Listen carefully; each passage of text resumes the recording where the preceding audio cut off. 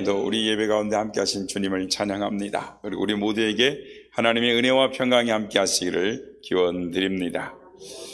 우리의 인생에 있어서 풀기 어려운 숙제가 한 3가지 정도 있습니다. 첫째 어려운 문제는 이 허무의 문제입니다. 정말 인생에 의미가 있을까? 세상의 모든 철학은 인생이 헛되고 헛된 인생이다라고 말을 합니다. 그렇다면, 그렇게 헛되다면 왜 살아야 하는 것일까요? 성경은 전도서에 보면 헛되고 헛되니 해 아래 헛되지 않은 것이 없도다라고 말씀합니다. 그리고 야고보서는 인생아 내 이름이 무엇이냐? 잠깐 있다가 없어질 안개니라라고 말씀합니다. 또 베드로전서는 모든 인생은 풀과 같고 그 꽃은 그 영광은 풀의 꽃과 같도다라고 말씀합니다.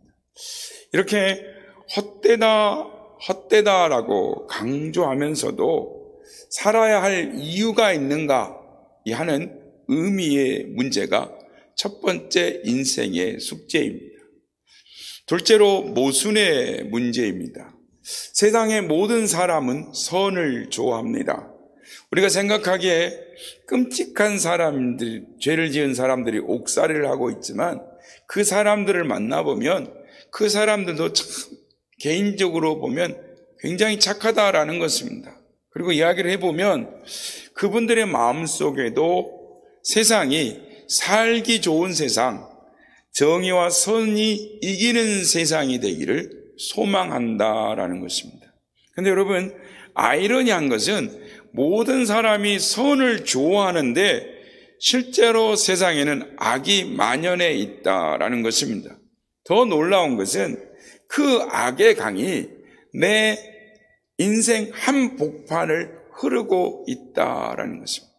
그래서 사도 바울은 이 사실을 발견하고 깜짝 놀라면서 오라 나는 곤고한 사람이로다.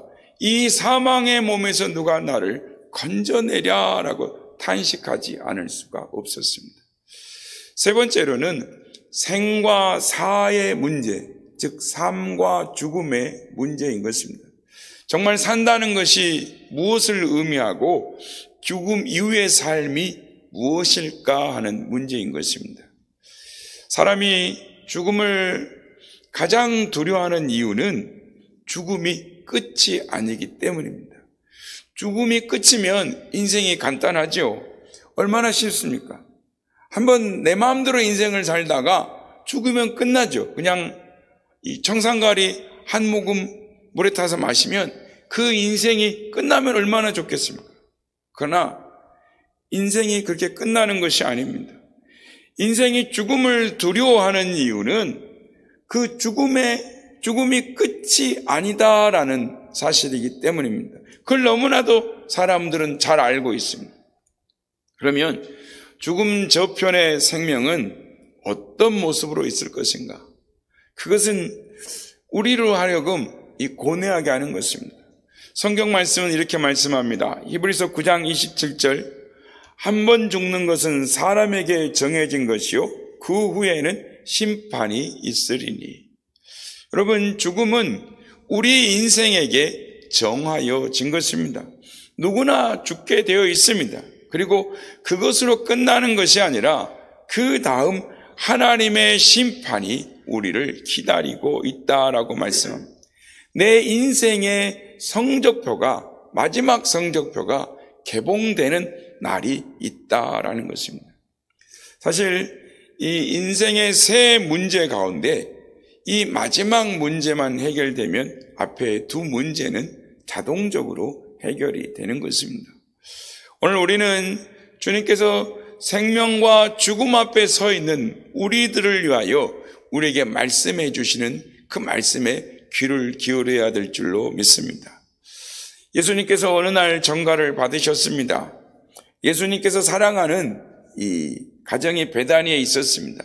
그런데 그 베다니의 가정에 가기만 하면 주님은 늘 마음이 편하셨습니다.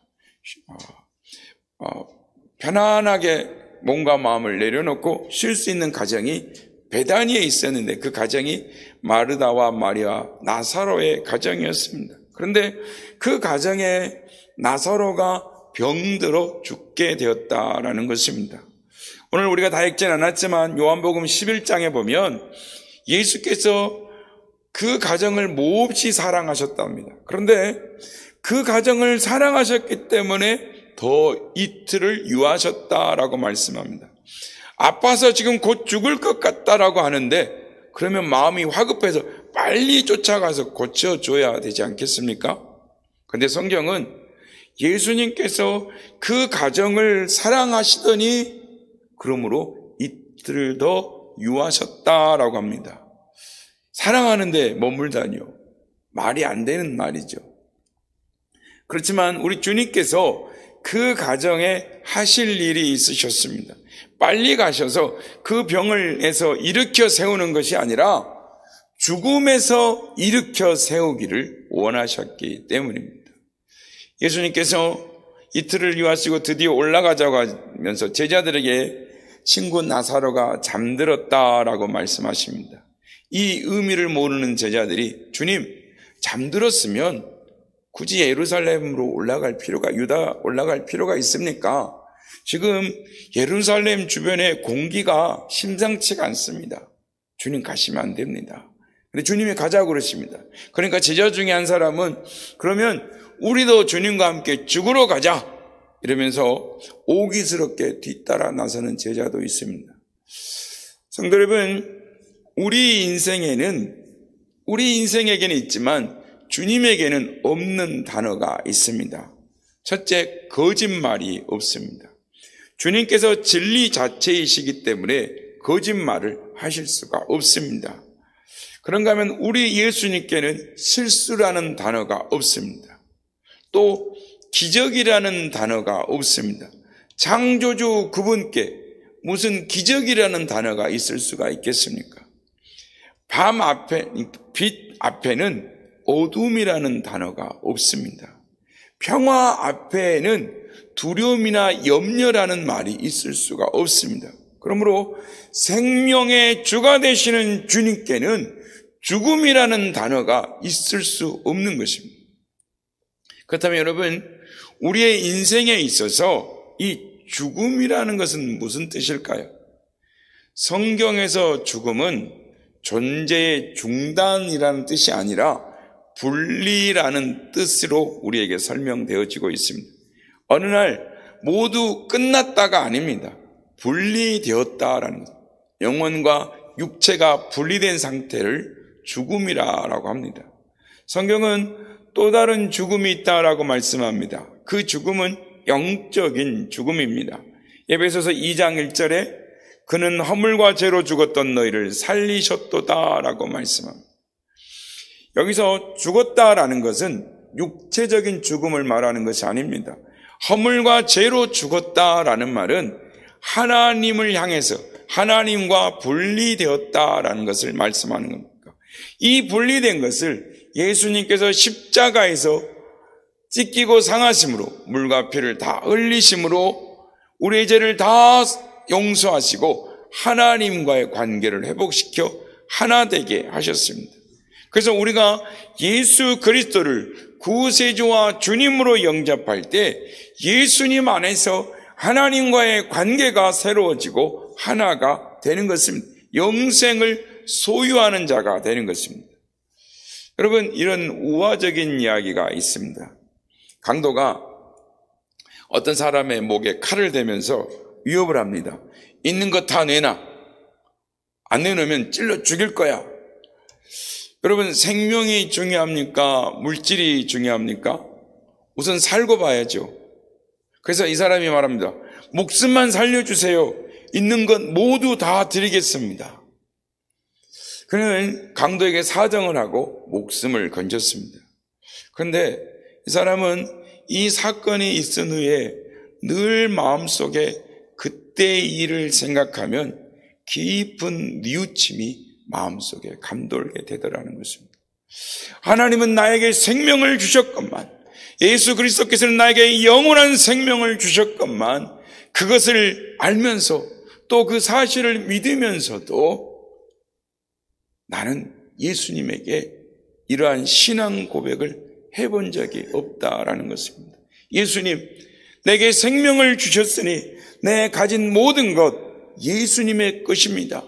다 예수님께 드립니다. 다 가져가십시오. 그는 지금까지 한 번도 이런 고백을 드린 적이 없어요. 하나님께 드릴 때 인색했습니다. 그러면서도 강도 앞에서는 목숨만 살려주면 모든 걸 다 드리겠다고 고백을 했던 것입니다. 그래서 이 사람은 깊은 뉘우침이 있는 것입니다. 자기가 강도를 믿는 것인지 하나님을 믿는 것인지 반성하고 뉘우친다라는 것입니다. 사랑하는 성도 여러분, 예수 그리스도는 우리의 생명이 되시는 것입니다.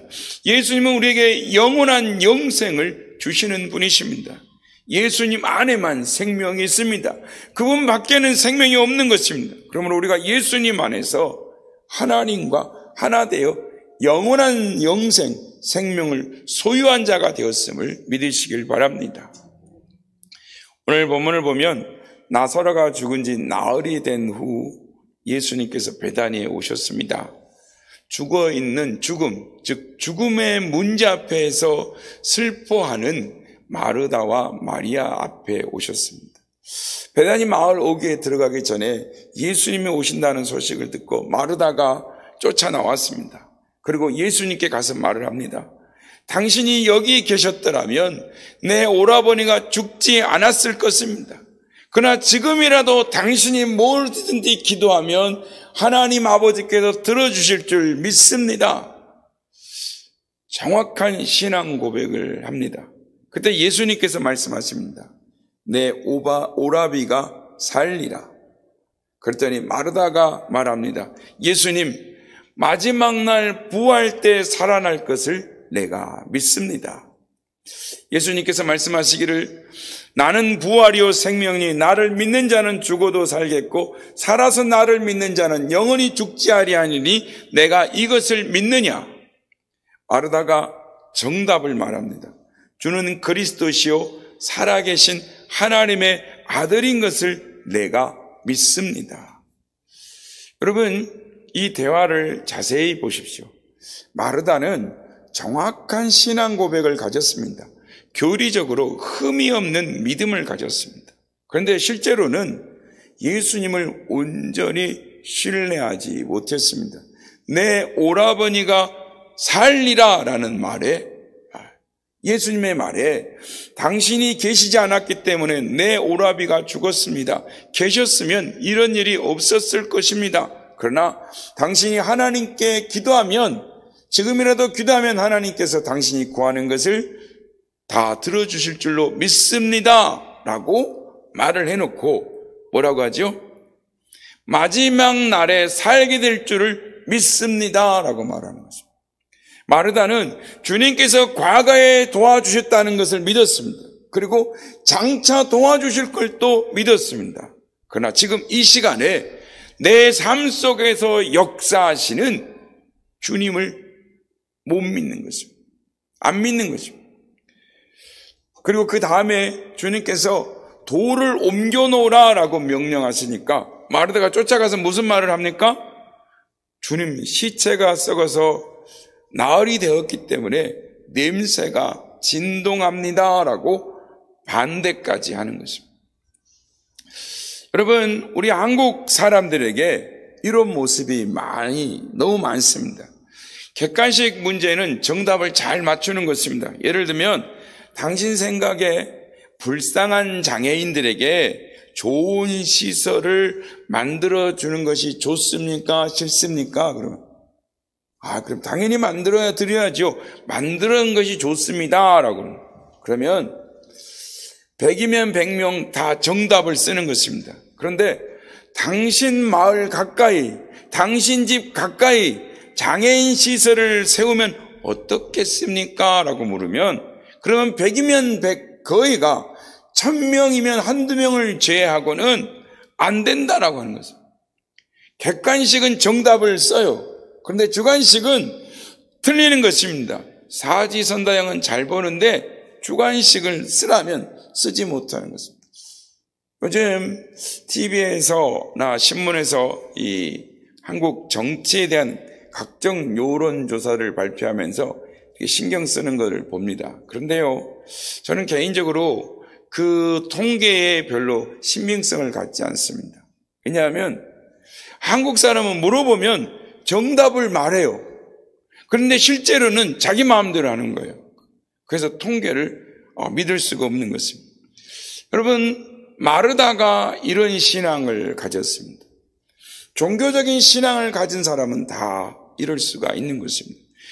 문제의 객관적인 정답은 아는데 그 정답이 내 삶의 현장 속에 어떻게 역사하시는지를 모르는 사람들이 너무 많다라는 것입니다. 어떤 분에게 이렇게 물었다고 합니다. 당신은 무엇을 믿습니까? 그랬더니 우리 교회가 믿는 것을 내가 믿습니다. 그랬더니 당신 교회는 무엇을 믿습니까? 나와 같은 믿음을 믿습니다. 그러면 당신 교회와 당신은 무엇을 믿습니까? 우리는 동일한 신앙을 가졌습니다. 라고 대답을 하더라는 거예요. 여러분, 오늘날 신자들 기독교 신앙에 대하여 희화한 이야기인 것입니다.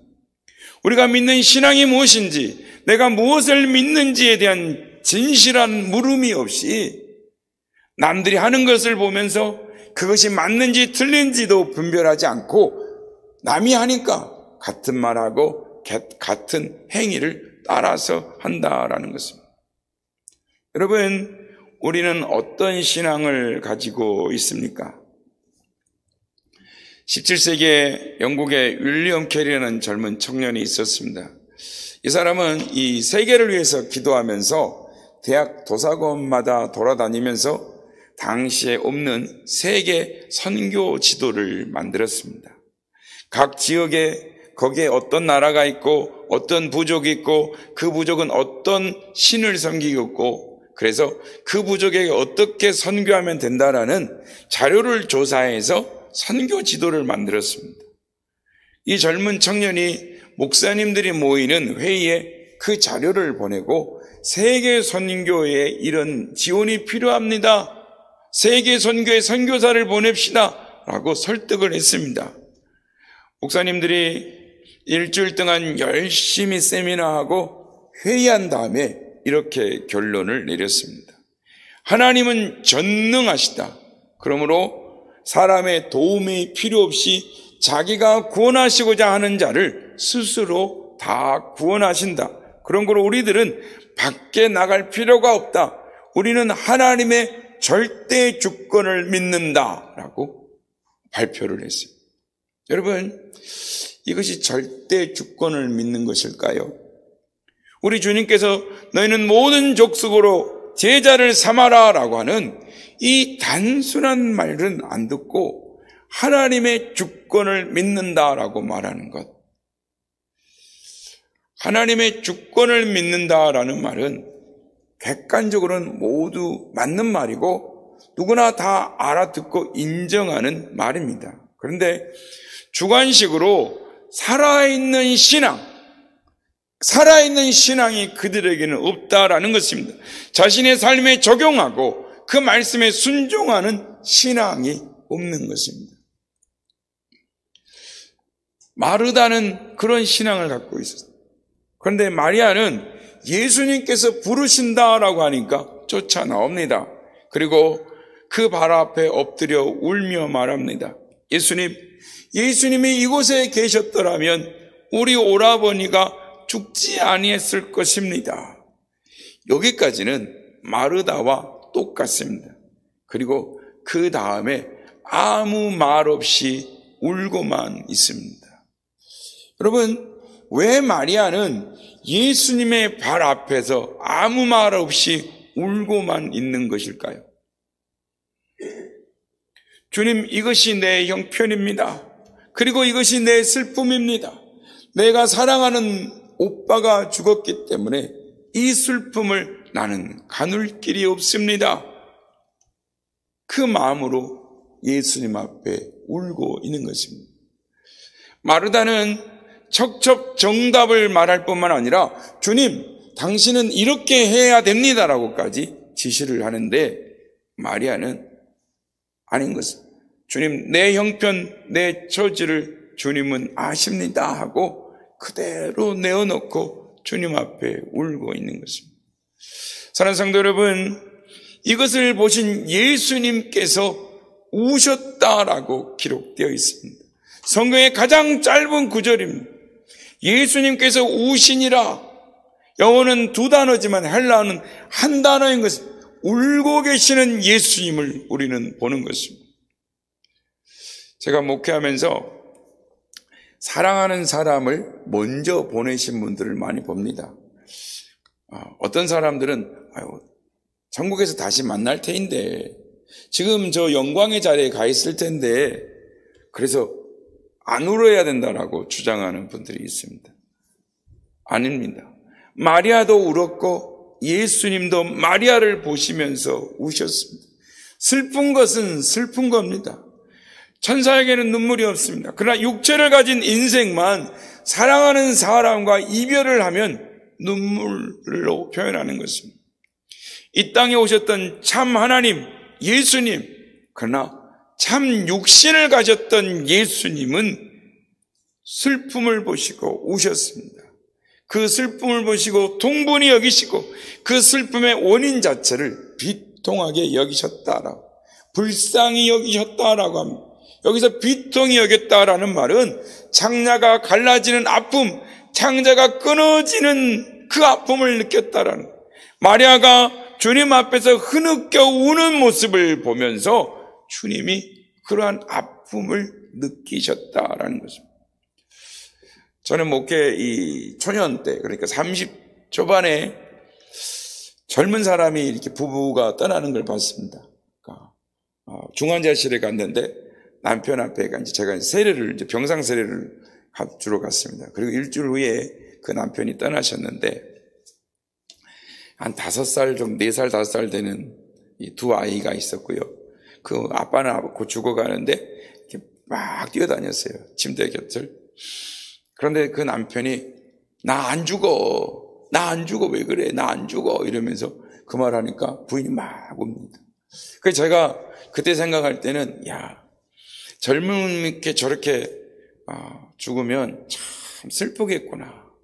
못 살았으니 오래오래 함께 살아야 되는데 못 살았으니 얼마나 슬플까 그런 생각을 했습니다. 반대로 오래오래 사신 노인분들은 많이 살았기 때문에 또 그 사람하고 사는 것이 좀 진력이 나서 억지로 좀 막 산 경험들이 있잖아요. 그러니까 좀 노년이 돼서 이 사람이 떠나가면 별로 슬퍼하지 않을 거다라는 생각을 했습니다. 그런데 정반대더라고요. 이 남편 떠난 지 얼마 안 됐는데 취직하고 잘 살아요. 그런데 노년에 떠나보면은 그렇게 못 사는 걸 봤어요. 권사님이 돌아가셨는데 그 남편 집사님이 89세인가 되셨는데 금방 떠나셨어요. 1년 만에 가신 거예요. 살아왔던 세월의 모든 정이 얽혀서 그 슬픔으로 타는데 젊은 사람보다 더 슬퍼하는 것을 보았습니다.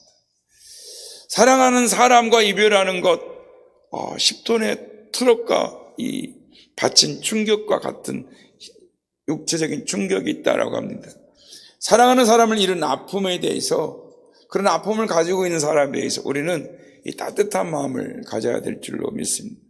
여러분, 우리는 한 번은 호라비가 되는 것입니다. 한 번은 과부가 되는 것입니다. 이건 아무도 못 피하는 것입니다. 아무도 순서가 없습니다. 착각하지 마십시오. 언젠가는 사랑하는 사람과 헤어져야 할 날이 반드시 옵니다. 이별의 땅에서 한 번은 이별을 하는 것입니다. 그 깊은 좌절과 고통을 겪습니다. 주님께서 그 깊은 고통과 아픔을 보시고 우셨습니다.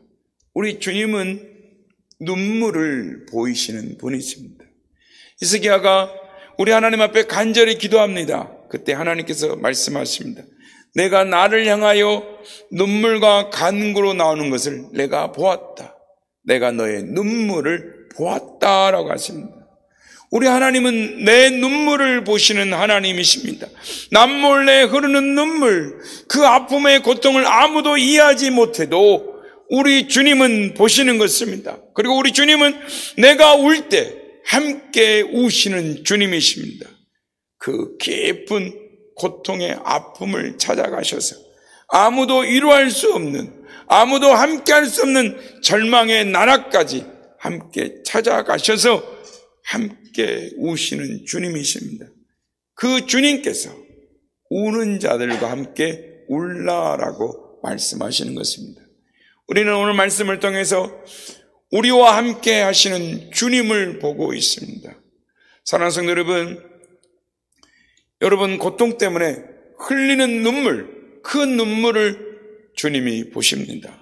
자녀의 문제를 내놓고 울며 기도하는 그 부모의 눈물의 기도를 주님이 보시는 것입니다.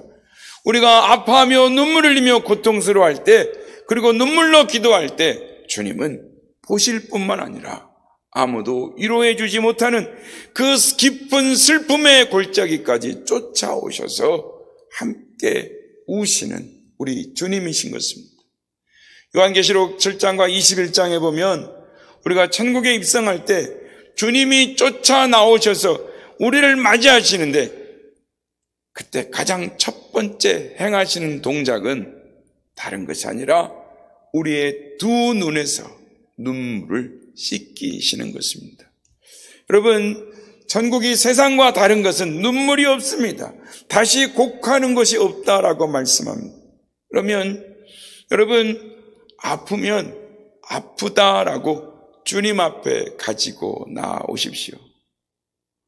약하면 약하다고 주님 앞에 내어놓으십시오. 자존심 내려놓고, 내 안에는 겉모습 내려놓고, 울고 싶으면 주님 앞에서 실컷 우십시오. 주님은 우리의 슬픔을 아시는 분이십니다. 우리의 간구를 아시는 자다라고 말씀합니다. 예수님은 어느 때든지 내가 울 때 나와 함께 우시는 분이십니다. 그리고 진정으로 내 두 눈에서 눈물을 닦아주시는 분이십니다. 우리의 눈물의 의미를 다 아시는 것입니다. 그 주님께서 오늘 말씀 보면 우시기만 하지 않습니다. 드디어 무덤가에 가셔서 돌문을 열어놓으라라고 말씀하십니다. 유대인들은 굴을 파놓고 그 속에 사람의 시신을 안장합니다. 그래서 동물과 사람들이 해치지 못하도록 큰 돌로 입구를 막아놓는데, 우리 주님께서 그 굴 앞에 가서 뭐라고 하시냐면 돌문을 열어라 라고 말씀합니다. 우리 주님께서 부활하실 때 그냥 돌문이 다 열려 있었습니다. 그리고 부활하셨습니다. 그런데 오늘 본문을 보면 주님께서 또 돌문을 열어놓으라, 돌을 굴려놓으라 라고 말씀합니다. 무슨 의미가 있을까요? 주님을 참으로 신뢰하는 사람을 주님의 영광에, 그 영광에 함께 참여시키기를 원하신다라는 것입니다. 우리 주님께서 얼마든지 혼자 하실 수 있습니다. 그럼에도 불구하고 우리 주님께서 우리가 일할 여분을 남겨놓으시는 것입니다. 주님의 능력에 비하면 우리는 아무것도 할 것 없다고 고백해야 합니다. 그렇지만 내가 겸손을 가장한 게으름으로 내가 해야 할 일을 하지 않는 것은 악하고 게으른 것입니다. 사람들이 예수님의 말씀에 순종하여 돌문을 굴렸습니다. 돌문을 열었습니다. 주님께서 말씀하십니다. 아버지여, 지금까지 내 모든 기도를 들으시고 영광을 받으신 것을 감사하나이다. 찬양을 하나님 앞에 올린 다음에 나사로야 나오너라 라고 말씀하십니다. 여러분, 오늘도 주님은 우리가 어둠의 골짜기에, 눈물의 골짜기에, 죽음의 자리에 있을 때에 나사로야 나오라 라고 말씀하신 것처럼 오늘도 사랑하는 자요, 사랑하는 아들아, 사랑하는 딸아 나오라 라고 말씀하시는 것은 일어나라 라고 말씀하시는 것입니다. 주님은 우리의 눈물을 보시고 오늘도 함께 하시면서 사랑하는 딸아, 사랑하는 아들아 일어나라 라고 말씀하십니다. 라기는 오늘도 부활의 주님, 생명의 주님께서 일어나라,